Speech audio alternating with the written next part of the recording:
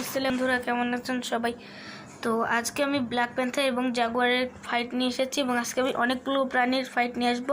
তো এতে জাগুয়ার জিতে যাবে এবং এরপরে তবে সিংহ কখনোই জাগুয়ারের সাথে লড়াই করলে মানে সবসময় সিংহই জিতবে আশা করি।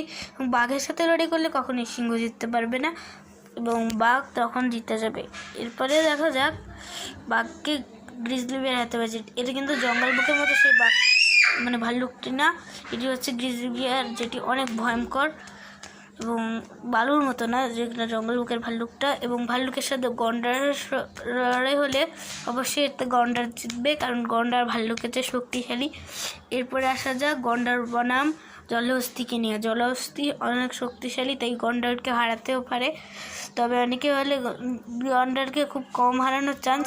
এবং এরপরে জলহস্তি এবং হাতির লড়াই হলে কে জিতবে কমেন্ট করে দিন।